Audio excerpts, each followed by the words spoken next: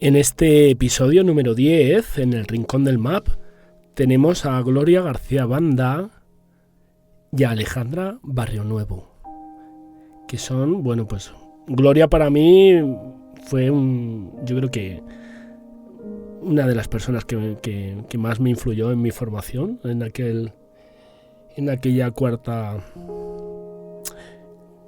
¿cómo se dice? Cuarta promoción, sí.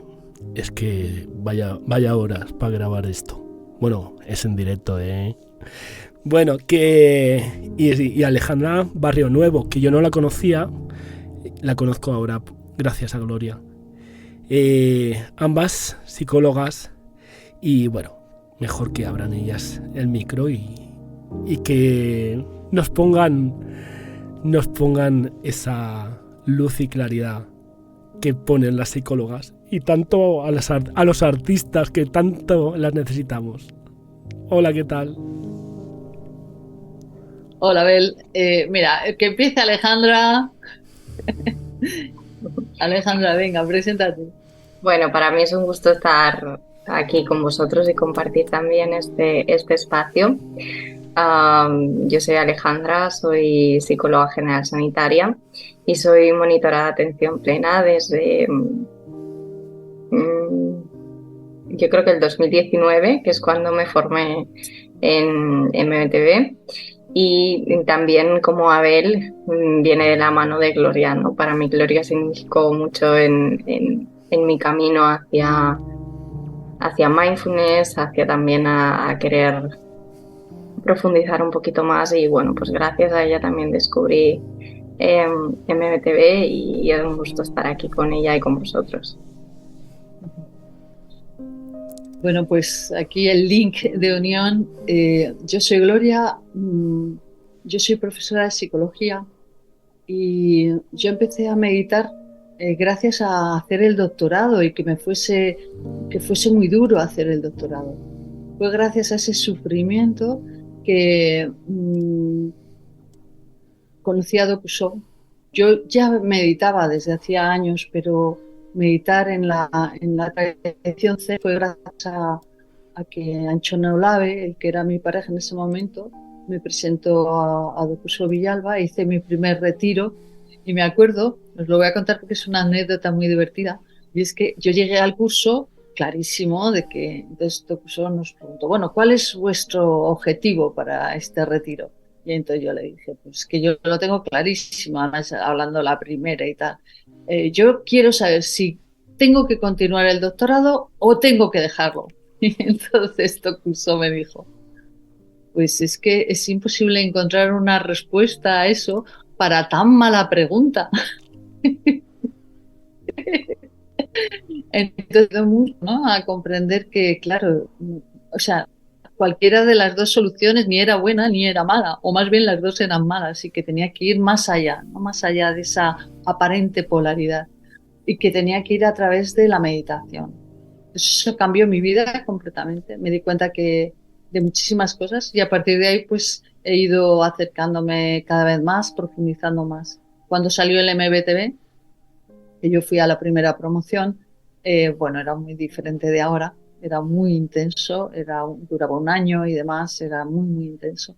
Y, y la verdad es que yo fui porque yo ya había hecho MBSR, en Mindfulness, o sea, la reducción de estrés basada en Mindfulness de Kabat-Zinn, pero yo quería unir las dos cosas que practicaba, el Mindfulness y la meditación.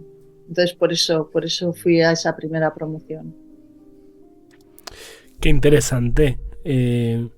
A mí me ocurría algo parecido porque, bueno, yo venía de mucho más lejos. Venía de andar viviendo en Castilla y León. Yo había conocido el Zen y no por la comunidad que va más unida al maestro Dokuso. Y realmente el MBTV a mí lo que me sirvió es de respuestas a algo profesional que no había encontrado nunca, ¿no? Era el darme cuenta que soy un ser humano, aparte de ser artista o ser un músico, y que sí, que día a día practico, pero no os lo podéis imaginar lo que practico, buscando pasito a pasito de mejorar, disfrutando ahora sí del mejorar, pero cuánto sufrimiento hasta que conocí esto, cuánto sufrimiento, y de hecho también aceptar que sigo sufriendo, ¿no? Cuánto me resuena eso que me decías. Pero es una cosa que hablamos mucho, Alejandra y yo. Como psicólogas, nosotras reconocemos que el sufrimiento es necesario y también reconocemos que podemos ayudar a aliviar el sufrimiento, pero que hay que empezar por el propio. Hay que empezar por el propio. Y eso es quizás lo que pues, yo comparto con mis alumnos y Alejandra nos contará que comparte con sus pacientes. Exacto, a veces el poner el foco a nuestro propio sufrimiento nos hace entender mucho algunas reacciones, algunas emociones que aparecen y que no entendemos muy bien por qué, ¿no? Para mí eso fue cuando yo estuve haciendo la formación hace un par de años, para mí eso fue un gran descubrimiento, ¿no? Y en el sentido de darme cuenta de qué estaba pasando en mi cuerpo, de saber escucharlo, de poner la atención, pero no poner atención porque yo venía haciendo meditaciones como muy sueltas, ¿no? Hasta que empecé el programa de MTV. Entonces, en ese momento es cuando me di cuenta que escuchar al cuerpo era muy sabio, que el cuerpo a veces nos habla, nosotros no le hacemos caso, pero detrás de una parte sensorial hay mucho contenido a nivel mental, hay muchas emociones que aparecen ahí y el sentarse a meditar, tanto en los momentos buenos, vamos a decir así, como en los malos también nos hace llegar a puntos de aprendizaje, de indagación propia, muy interesantes. Es que parte del problema de cómo nos venden mindfulness es que nos venden un mindfulness para estar bien y una meditación que nos va a ayudar a estar bien. Y lo cierto es que entonces cuando estamos mal nos es muy difícil meditar. E incluso hay gente que lo deja porque dice, pues si no me hace estar bien, ¿para qué voy a meditar? ¿No? Y no hay la comprensión de que es ese darse cuenta de que lo que uno está experimentando por dentro es dolor y sufrimiento y que es de eso de lo que nos podemos liberar, pero que antes hay que pasar por ello. Fíjate que nosotros, por ejemplo, cuando trabajamos en psicología, una de las cosas más importantes es hacer entender a las personas que trabajan con nosotros que no pueden hacer evitación experiencial. Es decir, que no pueden evitar el dolor que la vida les está presentando. Y cómo, en cambio, les podemos ayudar a acompañar, a dar apoyo para que puedan experimentar eso que llevan mucho tiempo dejando siempre en sordina, ¿no? Dejando siempre de lado. Entonces eso, la práctica de la atención plena ayuda muchísimo. Ya solo el módulo 3, todo el módulo emocional, pero incluso en el módulo de las sensaciones, como antes decía Alejandra, o sea, nosotros tomamos conciencia de que esta sensación es agradable o desagradable. Y esa es la raíz, o una de las raíces importantes de la emoción. Es agradable y por tanto, que se repita, apego. Es desagradable, qué mal, que se vaya. Y cuando aprendes a observarlo y no sigues estos movimientos, ¿no?, de las reacciones emocionales y sensoriales, vas alcanzando la capacidad de permanecer con lo que pasa, con tu experiencia, sin evitar. Pero eso, claro, si no lo sabe hacer el psicólogo, imagínate, o el monitor de atención plena, pues ¿cómo lo va a poder compartir? Es que es imposible. Claro, y el no evitar, ¿no, Gloria? Nos da esos momentos de claridad, esos momentos de luz, de indagar, de poder resolver qué es aquello que nos está sucediendo, ¿no? Y a veces el evitar sentarnos a meditar cuando está mal. Yo lo he hecho a veces.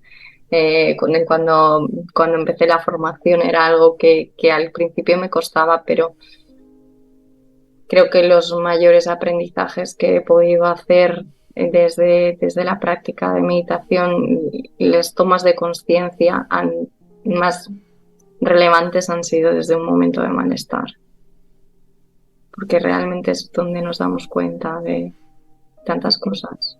En tu caso, Alejandra, que tú haces la práctica, ¿no?, con tus pacientes, ¿tú en qué crees que te ha ayudado la atención plena y tu práctica de atención plena? Bien, mi práctica de atención plena, Gloria, yo creo que a lo que más me ha ayudado es a mí. Al final, como terapeutas, tocamos mucho dolor, queremos llevar unos tiempos en las sesiones y me ha dado el sostener mi atención ahí, a lo que está ocurriendo, a quitar esa parte mía que está diciendo no vamos por donde toca, no es lo que tenía preparado para hoy, esa parte no interna, y el estar con mi cuerpo y resonar con el paciente. Y eso para mí es tan importante, que identifico tanto si resueno porque contacto mucho con la emoción del paciente como si no contacto con la emoción del paciente. Entonces, para mí, yo soy una persona muy sensorial y la parte de poner atención al cuerpo y a la parte más emocional también, para mí es fundamental en consulta como una manera de, vamos a decir, de autocuidado del terapeuta. De autocuidado, sí. Yo así también lo veo cuando doy clase a los psicólogos que están haciendo el máster de Psicología General Sanitaria, ¿no? Cuando te invito, ¿no?, a que hables de autocompasión, ¿sabes? O sea, cómo podemos compartir, ¿no?, las herramientas que nos hacen bien como personas y como profesionales, ¿no? Y la autocompasión es clarísimo, ¿no? Y cómo al tener autocompasión, al poder aceptarnos a nosotras mismas, nos es mucho más fácil aceptar los contenidos del paciente o de la paciente, ¿no? Para mí es muy interesante. Sí, perdona, Abel. No, yo haciendo referencia que hacías a la autocompasión, bueno, yo había leído a Kristin Neff antes de la formación, pero realmente yo no había llevado hacia mí la práctica. Bueno, yo tengo que confesar que soy un adicto al descanso autocompasivo, porque cuanto más trabajo, porque soy así, quizás una amiga me dice que es porque soy Piscis y no paro de abrir puertas y de crear nuevos proyectos, pero llega un momento que yo necesito centrifugarme emocionalmente y me encanta sentarme, me pongo el audio del descanso autocompasivo y empiezan a saltarme lágrimas de mis ojos y digo, qué bien. O sea, cuando acabo, simplemente el hecho de darme cuenta de que soy un ser humano, de que los demás también están pasando por un momento igual o incluso muchísimo peor, y de que puedo darme ese momento de intimidad conmigo, es algo que para mí fue algo increíble, mucho más allá de darme cuenta, de que realmente todas esas percepciones o todo ese contenido que surge continuamente, bueno, pues es algo más de ese 1% que consideramos real o no real. Pero el tema de la autocompasión para mí es algo que a mí es donde más me alivia, ¿no? Nada, simplemente era esto. Sí. No, yo estoy de acuerdo. Yo creo que todas las prácticas del tercer módulo es decir, el módulo de las emociones. En mi caso, yo la autocompasión no fue mi ejercicio preferido, fue gracias a Alejandra que yo empecé a practicar de verdad, porque como la invitaba a hacer autocompasión en el máster con las alumnas, pues entonces yo misma empecé a practicarlo de forma más sistemática. A mí en el tercer módulo, en 2015, yo me estaba separando y estaba viviendo una situación muy, muy dolorosa, de, de mucho resentimiento, de sentirme muy mal. Entonces, la transformación emocional para mí fue esencial. Me salvó literalmente la vida emocional y me hizo que me recuperase y que entendiese también muchas de las cosas que me estaban pasando. Y es que el proceso de la transformación emocional, o sea, cuando yo permití que todo eso que sentía apareciese con toda su intensidad y sin yo ponerle límites ni intentar suavizarlo o neutralizarlo, es decir, sin hacer evitación experiencial, esa observación por sí misma de lo que se manifestaba se transformaba a la vez. O sea, la propia observación del fenómeno emocional tal como era perdía fuerza y se transformaba en otra cosa mucho más manejable, mucho más natural, mucho menos explosiva. Entonces me di cuenta que era justamente el quererlo apartar lo que hacía que estuviese más rabioso la emoción, ¿no? Estuviese como más... Y eso me ayudó muchísimo, la verdad que para mí a nivel personal fue muy sanador. Es un módulo, no hay vuelta atrás. Cuando haces el tercero ya vas lanzada. Sobre todo los que somos más emocionales. El tercer módulo nos gusta mucho y es verdad que ahora yo recordaba, ¿no? De las primeras veces que hice esa práctica, el sentir la emoción tal y como es, sin querer manipular esa emoción, sin poner nuestros mecanismos de defensa por en medio, el darle un lugar en el cuerpo, el darle una sensación en el cuerpo y el respirar a través de esa emoción, ¿no?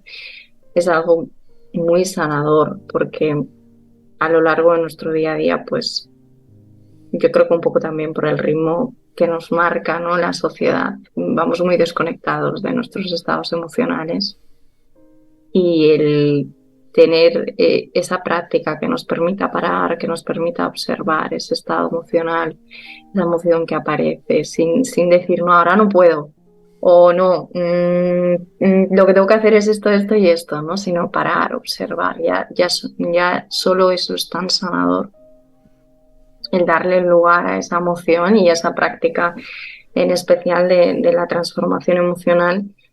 Yo es una práctica que recuerdo con muchísimo cariño y que practico a diario porque muchas veces me doy cuenta cuando uno de los beneficios después de hacer la formación de MBTV es que me doy cuenta cuando me desconecto a nivel emocional.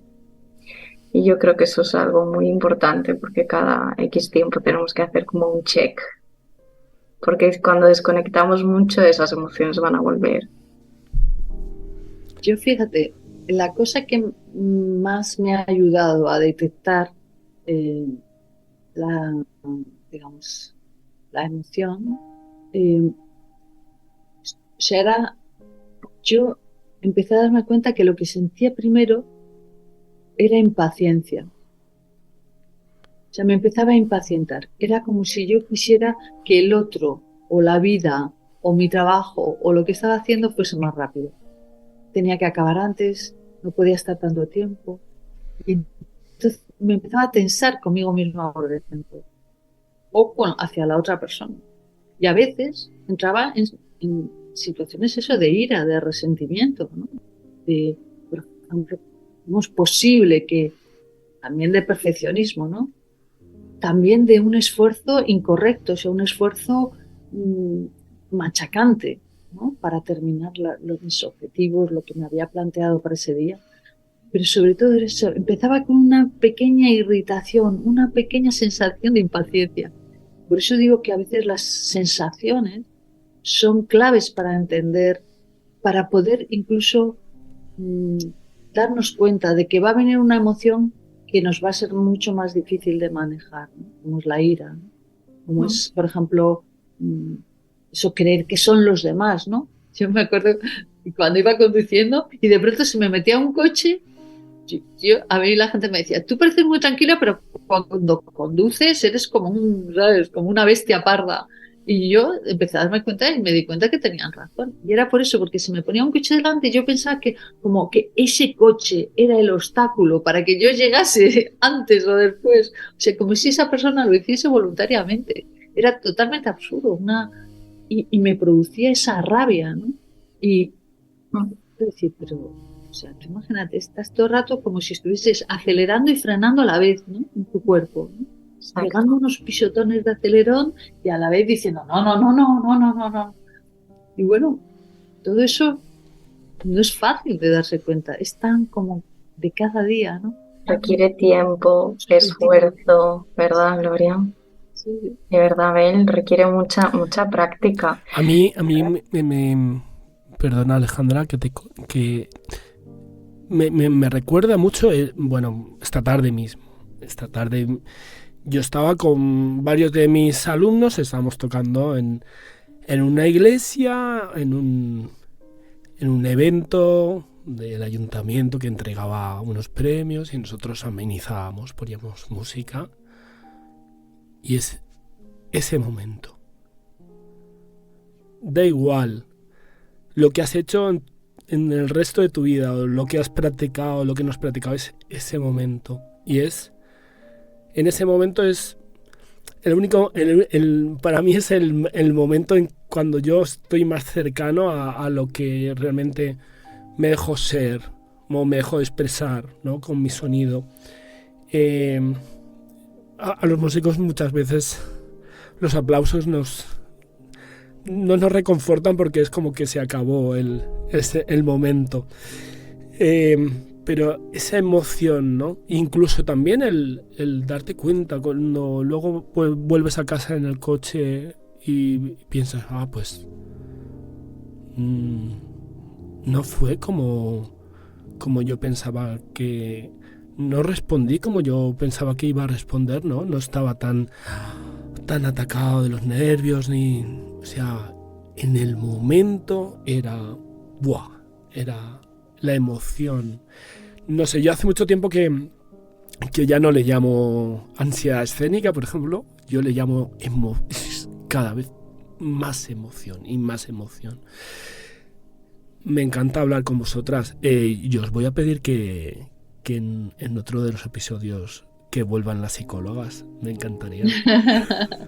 Sí, porque llevamos 23 minutos y medio, pero son cada vez que habláis no sé, estaba antes escuchando a Alejandra y yo creo que no le escuchaba lo que decía, era como música, ¿sabes? Era mucho más allá de sus palabras y digo, jolín, qué bonito habla. No sé ni lo que dijo, ¿no? Creo. No sé si te pasa. Es que Alejandra tiene una cualidad maravillosa que es su voz. Y si te lleva alguna práctica, ya lo verás. Verás que todo el mundo lo dice. Cuando viene a hacer las prácticas con los alumnos, siempre hay 20 alumnos cada año, y alumnos y alumnas, y todos valoran su voz como algo muy, muy especial. Así que te la recomiendo completamente.